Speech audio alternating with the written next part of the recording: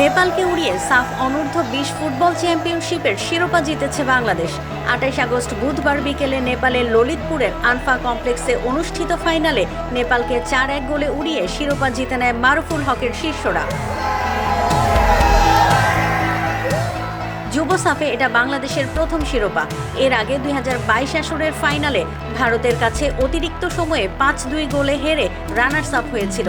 এবার সেই ভারতকে সেমিফাইনালে টাই ব্রেকারে 4-3 ব্যবধানে হারিয়ে ফাইনালে আসে বাংলাদেশ। আর গ্রুপ পর্বে স্বাগতিক নেপালের কাছে হারলেও তাদের হারিয়েই প্রথম শিরোপা শোকেসে তোলে রাব্বি আসাদুল মিরাজুলরা। ফাইনালে প্রথম গোলের দেখা পেতে 45 মিনিট অপেক্ষা করতে হয় বাংলাদেশকে। ইনজুরি সময় 2 মিনিটের মধ্যে 1 মিনিটের মাথায় প্রথম গোল হয়। এ সময় ডি বক্সের সামনে ফ্রি কিক পায় বাংলাদেশ, আর ফ্রি কিক থেকে সরাসরি গোল করেন মিরাজুল। তাতে এগিয়ে যায় বাংলাদেশ।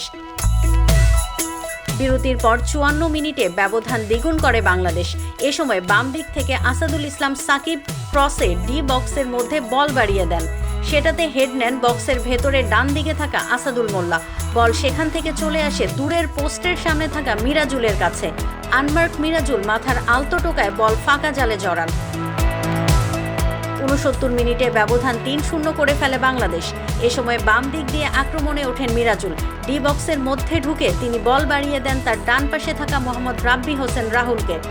তিনি বল পেয়ে ডান পায়ের জোরালো শটে দূরের পোস্ট দিয়ে বল জালে পাঠান। নেপালের গোলরক্ষক জিয়ারত শেখ হাত বাড়িয়েও নাগাল পাননি। এর 10 মিনিট পরে নেপাল অবশ্য একটি গোল শোধ দেয়।